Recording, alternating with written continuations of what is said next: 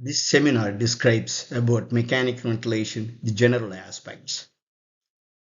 As the name dictates, it's going to be dry, but it's necessary to understand the basic physiology and how the mechanical ventilator works so that we can understand how dysynchrony works and other complications happened.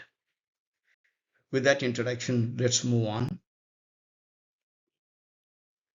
Antius Vesalius in 16th century is the first one described about endotracheal intubation and artificial ventilation.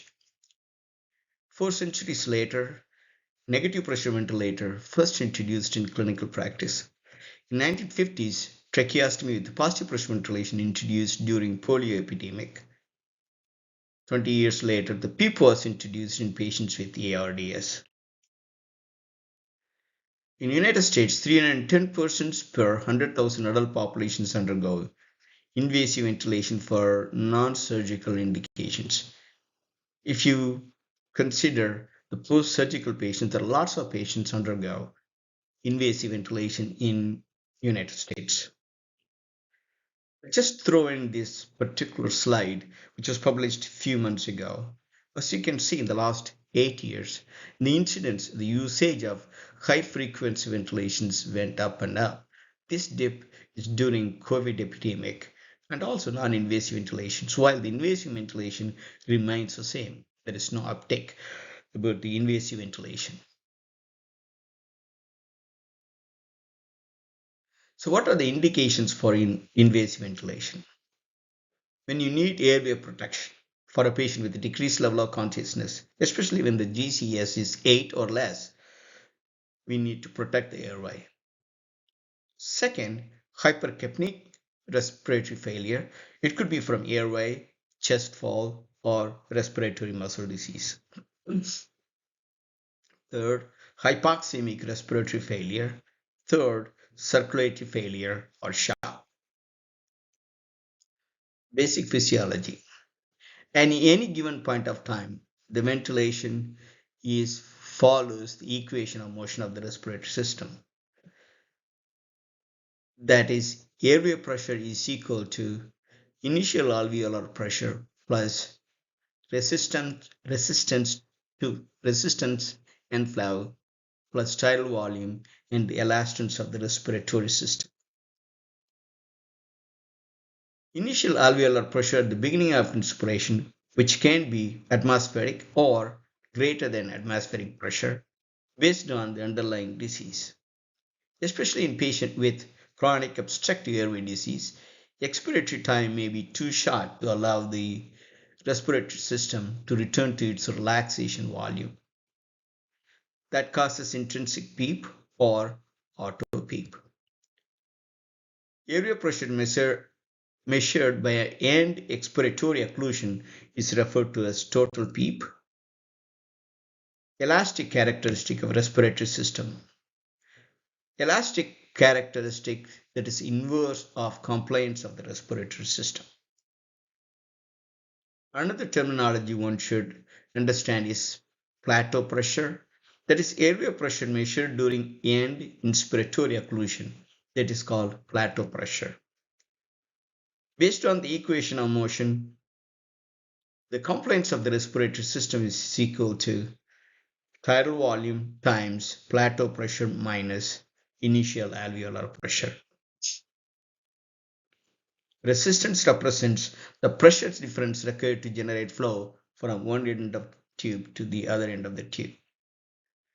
So resistance is equal to peak pressure minus plateau pressure divided by flow. The major part of the inspiratory resistance is often dominated by resistance of the endotracheal tube, especially when you're choosing endotracheal tube size in smaller kids. So you have to keep in mind that the tube size offer resistance along with other resistive forces or compliant factors that could act below endotracheal tube. This particular slide shows the waveforms with different elements into it. If you look at the flow, the airway pressure graph, this is inspiration, then expiration happens. The top one is peak inspiratory pressure. This is the peakest pressure that is encountered during inspiration. Plateau pressure is measured at end inspiratory occlusion.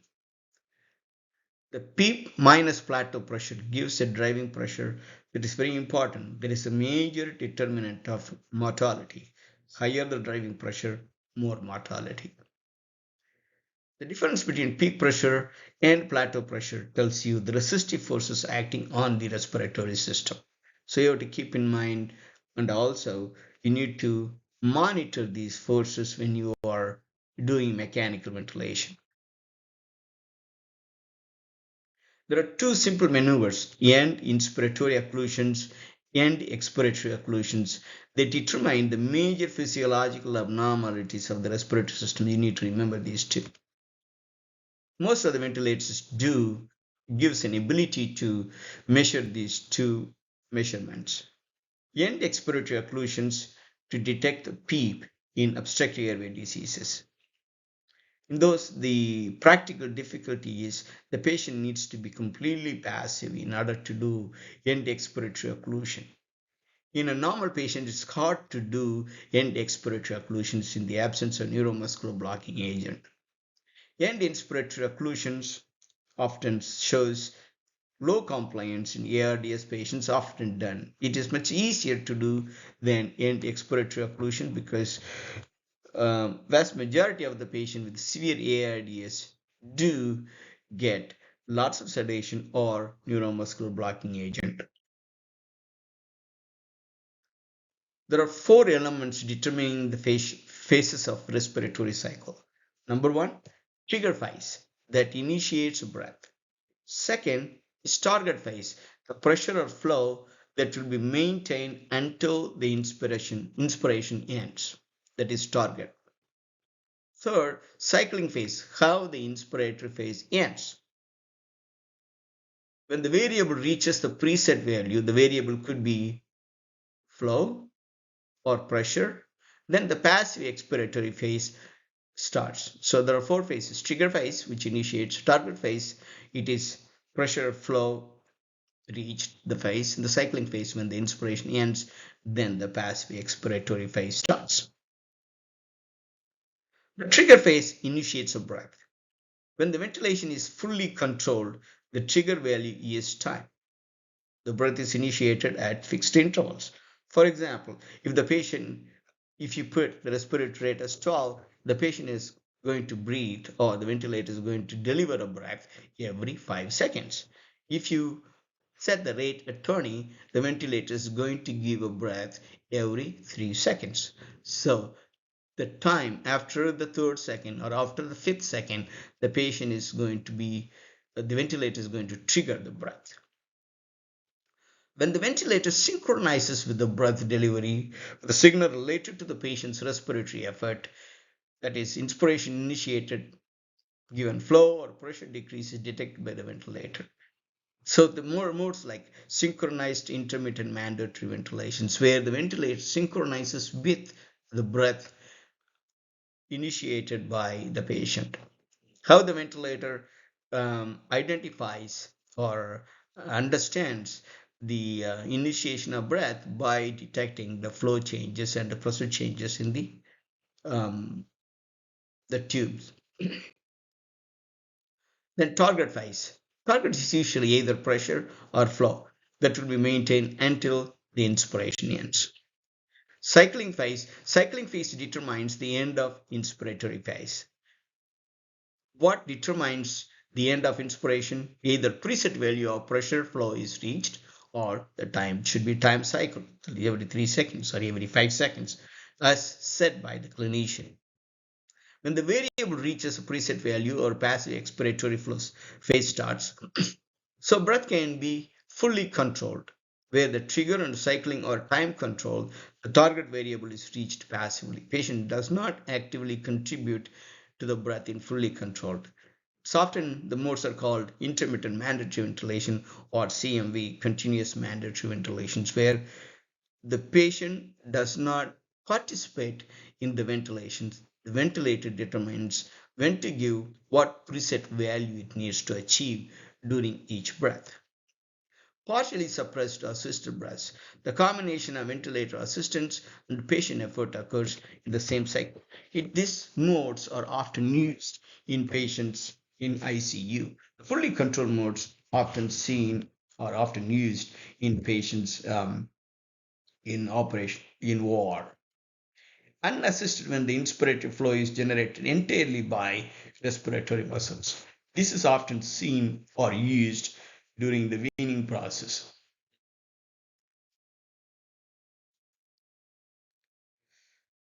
So, in order to identify the respiratory muscle activity and importance of synchrony, one need to measure the patient's efforts, which is not possible with the current mechanical ventilators because it needs a complex measurements that are needed to determine the patient's work of breathing or the pressure time product, both recurring on esophageal catheter, which is not completely used, still used in some units as a part of an experimentation or as part of some ongoing investigations. Otherwise, it's not routinely esophageal monitoring is not made. And also, oxygen cost of breathing requires measurement of oxygen consumption that also needs the esophageal catheter.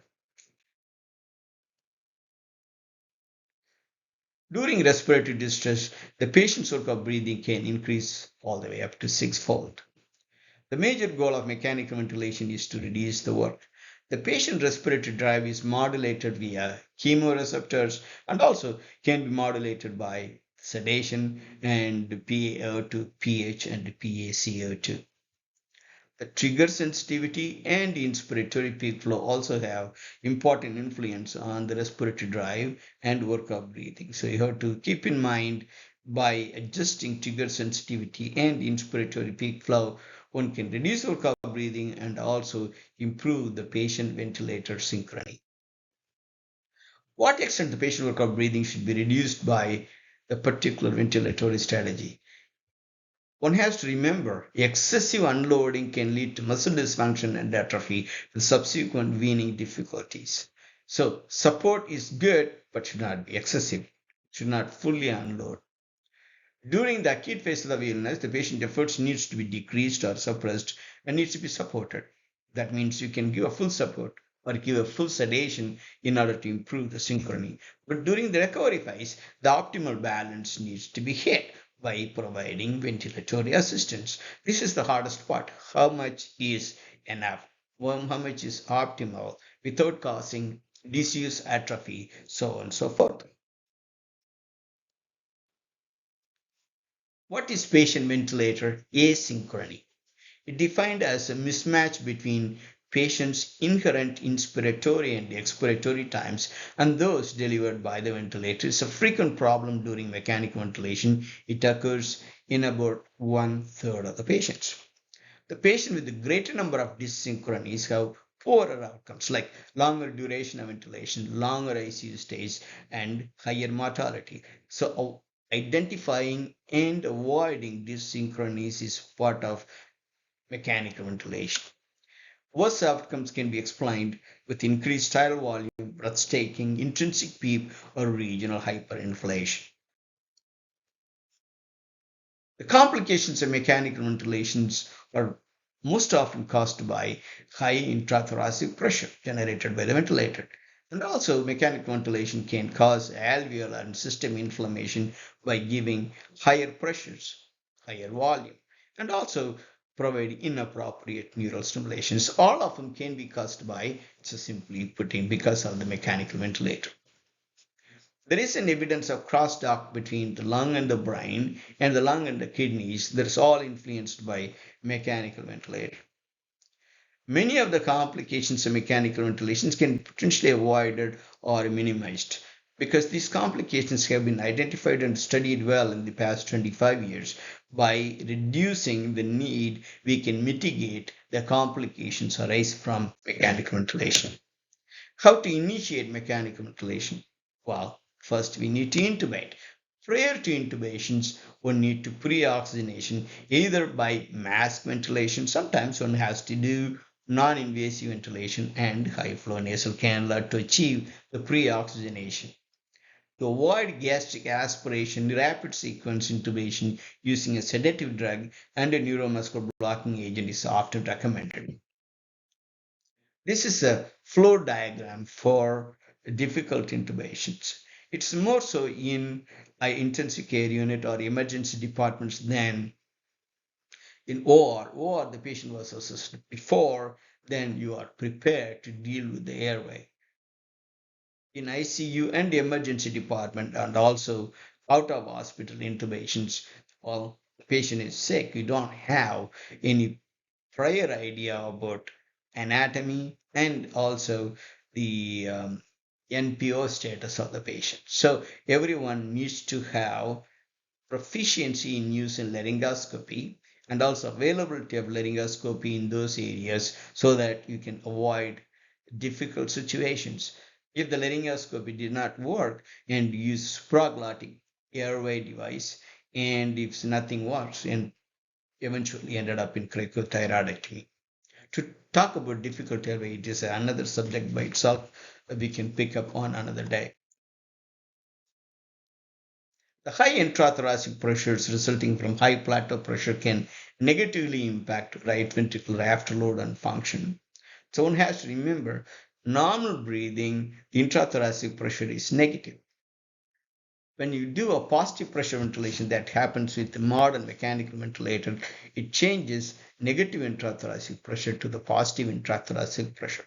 So the right ventricle needs to push against the pressure generated by the mechanical ventilation. So the understanding auto PEEP and use of protective ventilations reduce the incidence of hemodynamic. Still, it's a positive pressure, much lesser than what we used to do before. ECHO has reported the prevalence of cor pulmonale is about 22%. So it is not just mild, so only 1/5 of the patients do have higher right ventricular dysfunction or frank cor pulmonale. And the other necessary evil is usage of sedative agents during mechanical ventilation because it has a negative inotropy, vasodilation, and also it causes hypertension through central mechanisms. Use of partial ventilatory assets reduces intrathoracic pressure and also minimizes sedation needs. It facilitates hemodynamic tolerance of mechanical ventilations. Over the years, the hemodynamic effects are recognized early, treated promptly. As a result, we don't suffer from the hypotensive effects. Finally, the pulmonary hypertension. It causes right to left shunting across the foramen ovale and worsened hypoxemia in up to 20% of the patients in ARDS. So when there is a persistent hypoxemia, one has to look at whether the patient has intrapulmonary shunt, meaning the loss of atelectatic areas, or it could be intracardiac shunting. Complications of sedation. In the early phase of mechanical ventilations, the deep sedation sometimes one has to use paralytic agents to help, especially in patients with shock or ARDS, for those fighting with the ventilators. Over the years, the usage of heavy sedation and neuromuscular blocking agent usage is becoming less and less. Other important part to remember is slow metabolism of sedative agents may unduly prolong the duration of mechanical ventilations and lead to detrimental short and long-term outcomes. So one has to understand underlying liver disease, renal disease and also in newborns in the sense in the first month of age, first few months I would say, because of the immaturity of liver and also they have a high fat content. As a result, the sedative agents stick to that fat cells and releases slowly. So even when the patient is ready to get extubated based on the lung findings, the sedative agents continue to suppress the respiratory drive. So choosing appropriate sedative agent is very important. Benzos are quite commonly used in mechanical ventilation. The last, I would say 15-20 years, the usage of benzos are decreased because it is associated with poor long-term outcomes. Propofol is frequently used, especially in adults, because a relatively short half-life, and the issue is there is concern with prolonged infusion, like propofol infusion syndrome. Even though it's rare, but it can have a devastating consequences. I typically use the bridge to extubate the overnight propofol um, to give a full support and take the patient off the tube the next day morning. Dexmedetomidine, another drug, has been used in the last 15-20 years. It reduced the rate of delirium and also reduced the rate of narcotics and benzos. If sedation cannot be avoided, it's important to carefully monitor the depth of the patient's sedation and to use sedation protocol, daily interruption of sedation to avoid a state of deep sedation.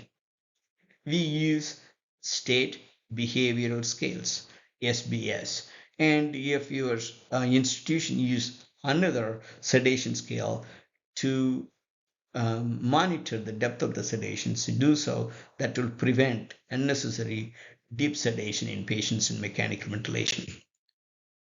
Oxygen toxicity. High FiO2 can lead to reabsorption atelectasis. It can be minimized by using high levels of PEEP. When the FiO2 goes into the alveoli, it gets absorbed. If FiO2 is 100%, the total absorption happens that causes reabsorption atelectasis. That can be minimized by giving PEEP that keeps the alveoli open. It can decrease the cardiac output by decreasing parasympathetic tone and increasing vascular resistance, and it has a vasoconstrictive effects on cerebral and coronary perfusion. Independent association between hyperaxemia and hospital mortality in some patient groups like cardiac arrest and stroke has been mentioned. So higher oxygen, higher saturation, not necessarily good. It can increase the mortality. Solution: keep the PaO2 between 70 to 100 or keep the saturation between 94 to 98. Mechanical ventilation has been associated with respiratory muscle dysfunctions and weaning difficulties. Disuse atrophy of the diaphragm appears to be a key mechanism for these detrimental effects, suggesting the need to better monitor respiratory muscle activity. The partial modes definitely help, but they do not always prevent the atrophy. More than 50% of patients experience dysfunctions related to excessive assistance or insufficient assistance. It's very important to understand even the partial modes, even though it's much better than intermittent or continuous modes, but still it can cause muscle dysfunctions or disease atrophy. Limb muscle weakness, referred to as ICU acquired weakness, and diaphragm dysfunction have only minimal overlap. Previously, we used to check the shoulder girdle weakness or strength equivalent to the diaphragmatic strength or weakness, but they have been found there is minimal overlap. Respiratory muscle dysfunction at least twice prevalent as limb muscle weakness at the time of separation from mechanical ventilation. It has a strong impact on weaning. Other complication is ventilator-associated pneumonia. There is microaspiration from oropharyngeal cavity and diminished host defense due to decreased cough efficiency and impaired mucociliary clearance. So because of these factors, the ventilator-associated pneumonia used to be common, so now we see less and less. So how to decrease ventilator-associated pneumonia? By reducing the duration of mechanical ventilations and also limit the sedation. Ventilator-induced lung injury. The culprits are tidal volume, plateau pressure, driving pressure, and high FiO2. If you monitor them and reduces the exposure of like tidal volume minimizing to 68 ml per kilo, plateau pressure is less than 30, driving pressure less than 15. Driving pressure is plateau pressure minus PEEP, and high FiO2, reducing the oxygen requirement, avoiding oxygen toxicity, we can minimize ventilator-induced lung injury. And also PEEP also helps to keep the alveoli open, thus reduces the inflammation of the alveoli. The long-term consequences especially when the mechanic ventilation of 1 week duration is associated with the important consequence on the physical, cognitive, and mental health of ICU survivors. Cognitive dysfunction is a devastating complication in ICU survivors, with 26% of patients have cognitive score 1 year after ICU admission, 30% and 1 year patient with mild Alzheimer's disease. So cognitive dysfunction has the important element in patients in ICU survivors. So reducing mechanical ventilation duration and usage of sedative agents, the key element factors in reducing cognitive dysfunctions arising from mechanical ventilation. Prolonged mechanical ventilation, that is more than 2 weeks, have in-hospital mortality of about 30% and 1 year mortality as high as 60%. ARDS survivors regain virtually normal pulmonary functions in few months. Major functional impairments are as a consequence of ICU acquired weakness and the complications of bed rest. Caregivers of patients with prolonged ventilation had increased depressive symptoms 1 year after ICU discharge. This is caregivers of the patients. The main ventilator settings, the most common modes used across the globe are assist control volume, assist control pressure, and pressure support ventilation. All these three modes, clinicians set FiO2, PEEP, and target variable could be pressure or volume. Oxygenation can be set from room air all the way to 100%. The saturation goal is 90 to 96%. Patient with large shunt, increasing FiO2 has only minimal impact on arterial oxygenation. So when there is a persistent hypoxemia, just make sure there is no intrapulmonary or intracardiac shunt that happens. PEEP improves the oxygenation in patients with collapsed lung units by increasing functional residual capacity.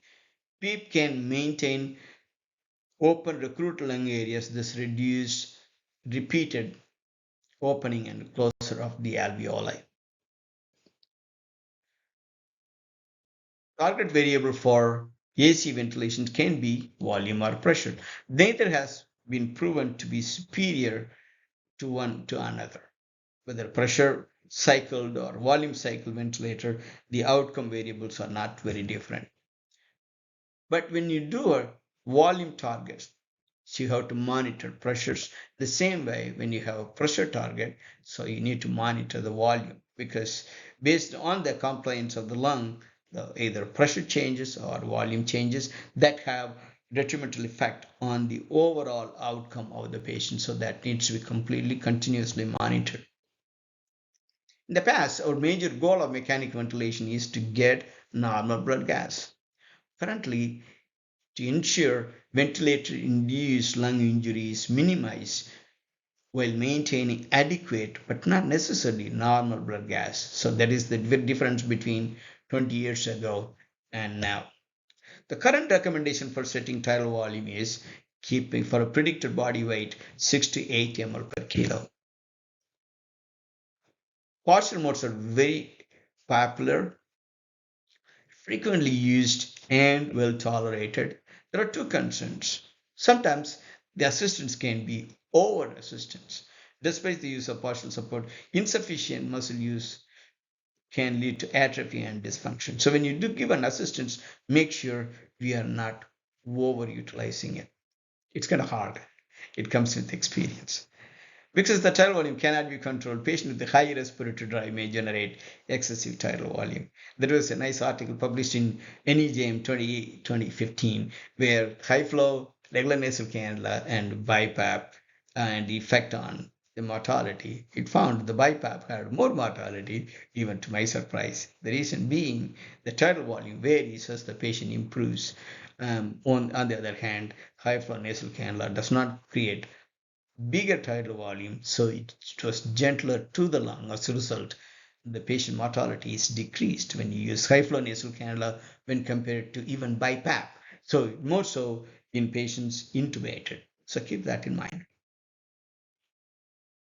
There are two proportional modes of ventilation that have been described and used.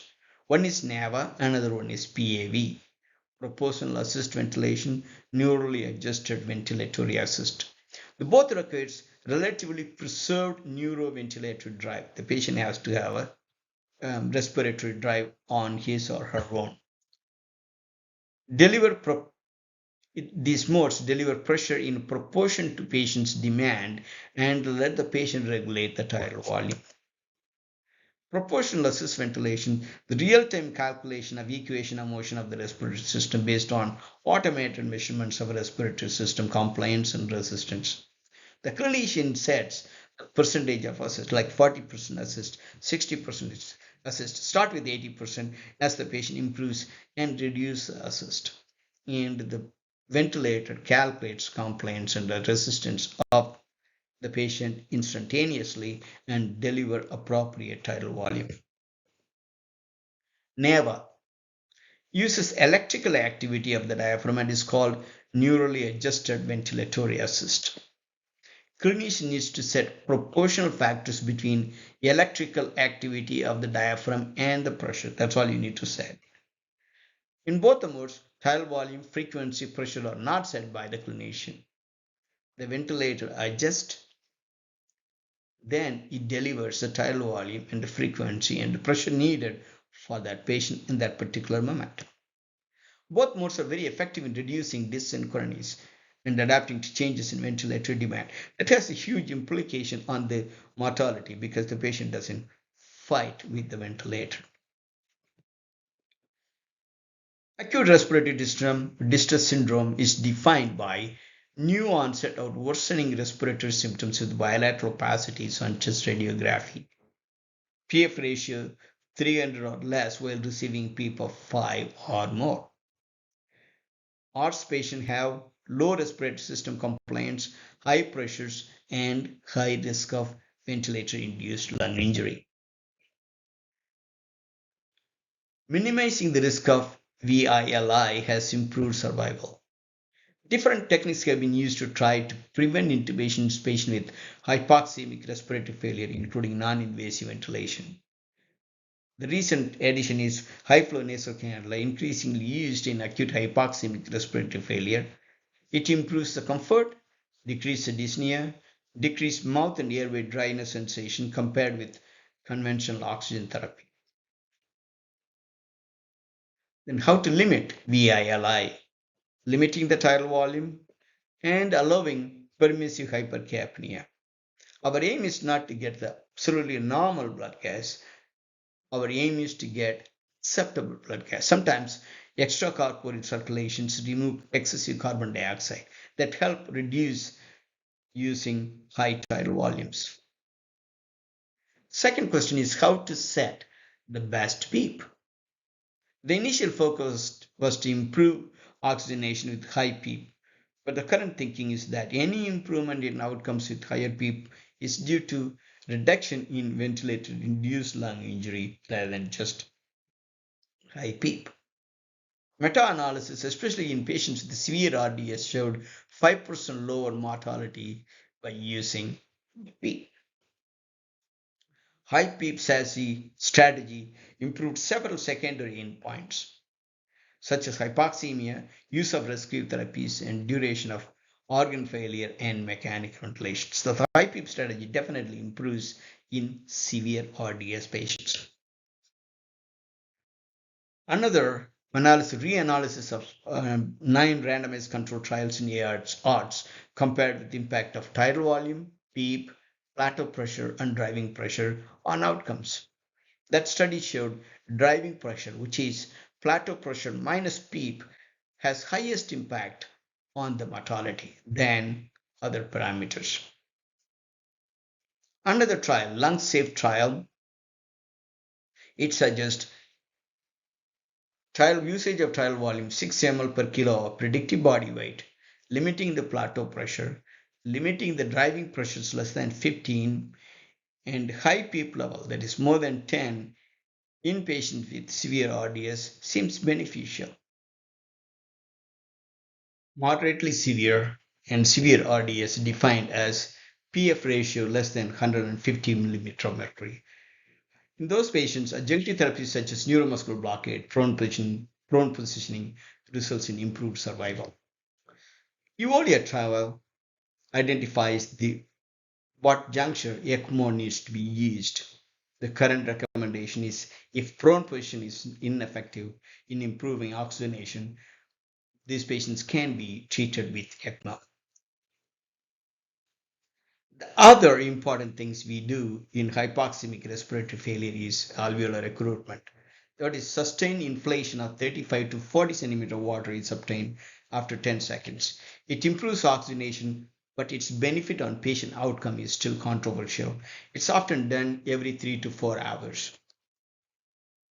High frequency oscillatory ventilator, most frequently used in neonate and children with significant benefit, at least perceived benefit, but in adult data does not support routine use of high frequency oscillatory ventilator as a first line therapy. Inhaled nitric oxide definitely improves oxygenation but do not impact the mortality and may have adverse effects such as increased renal dysfunction and also sometimes the methemoglobinemia.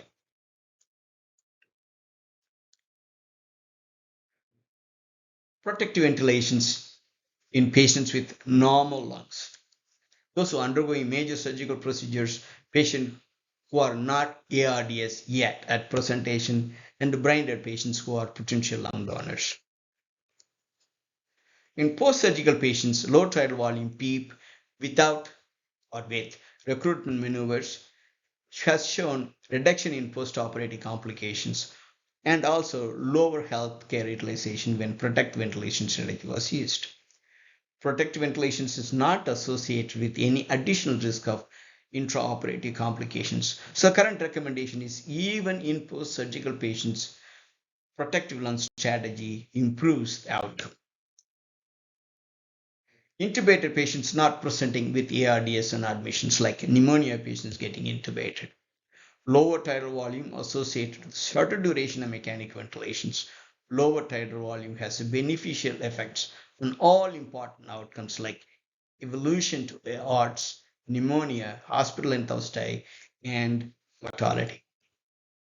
In brain dead potential organ donors, lung protection strategy maintaining sufficient PEEP leads to twofold increase in harvester lungs compared with the conventional strategy with the same rate of success and 6-month survival rate.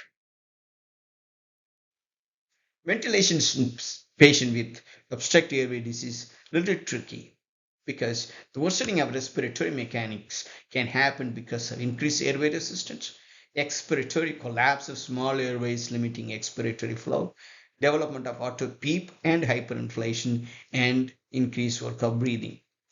They have markedly elevated oxygen cost of breathing. Oxygen consumption is much higher in patients with obstructive airway disease.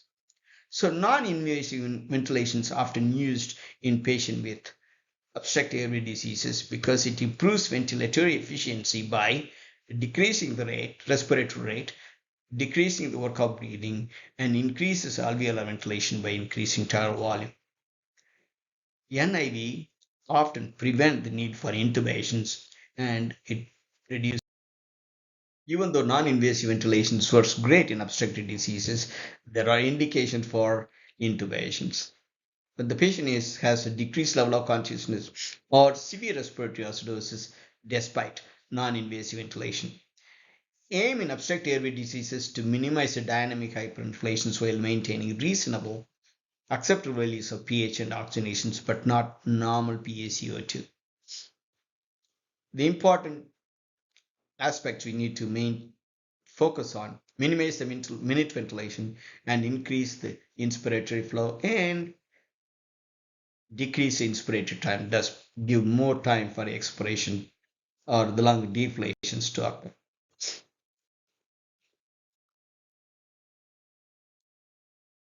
Wean the patient from the ventilator while decreasing the work of breathing. That is the important thing. So the patient needs to have, during weaning phase, patient needs to have spontaneous breaths, often with pressor support, appropriate external PEEP, especially to overcome the auto PEEP in obstructive airway diseases, and avoid excessive levels of pressor support.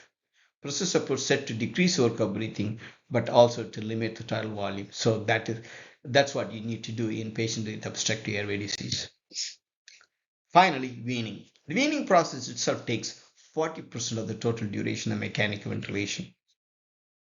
When does the wean start? In my opinion, as soon as the patient is intubated, you need to have a plan to wean the ventilator settings, or when the sedation is decreased, or when the mode of the ventilator switched from continuous modes to partial modes, allowing the patients to have a spontaneous breathing. Shortening this period is essential because weaning duration is associated with survival. Minimizing sedative drugs and neuromuscular blocking agents to prevent muscle weakness. Switching early to mode of ventilation that allows spontaneous breathing helps. Use of weaning protocols, use of automated weaning. So these are all certain principles one can use to shorten or accelerate the weaning process. Screen the patient for their ability to breathe alone, whatever the ventilator settings. In my opinion, I like to make sure the hemodynamics are good, the electrolytes are good, then their ventilator drive is adequate enough, and their conscious level, they could be able to protect their own airway. There is an increased mortality for patients having prolonged weaning, as we discussed earlier. The recent guidelines are have a protocol for sedation and weaning, mobilization as early as possible, and performance of spontaneous breathing trial with PSV rather than TPs, and identify cuff leaks. If there is no cuff leak, go ahead and give corticosteroids. Prophylactic NIV, for especially in high risk for reintubation patients, it is okay to extubate the patient to non-invasive ventilation. Non-invasive ventilation, the weaning strategy, might reduce the rate of VAP and mortality. The high flow nasal cannula also can be used the bridge during the process of weaning to extubations. You can either extubate, especially high-risk patients, not all patients. High-risk patients can be extubated to NIV, or high-risk patients can be extubated to high-flow nasal cannula. Conclusions. Mechanical ventilation is a necessary evil. Even though it is a life-saving technique, but with important potential complications, one needs to understand, anticipate, and treat appropriately or mitigate the effects of mechanical ventilation. One of the mitigating effects is providing protective ventilation. It minimizes the ventilator-induced lung injury, minimizes oxygen toxicity, and optimizes hemodynamics. Reduce the patient-ventilator dyssynchronies because they are frequent, associated with worst outcomes. Mechanical ventilation is not a standalone concept, it is a bundle strategy. So you need to make sure sedation management is good, etiologic treatment is good, physiotherapy and prevention of muscle loss all needs to be attended to while we are maintaining or doing mechanical ventilation. Very important concept is important thing you need to do in mechanical ventilation is minimizing the length of mechanical ventilation. That is the best way to minimize the complication. I want to show the slides again. There is an increased tendency to use non-invasive ventilation. So get used to and get proficient while you are improving your proficiency in invasive mechanical ventilation. Next week, we will talk about ventilator modes and dysynchronies. Thank you for watching.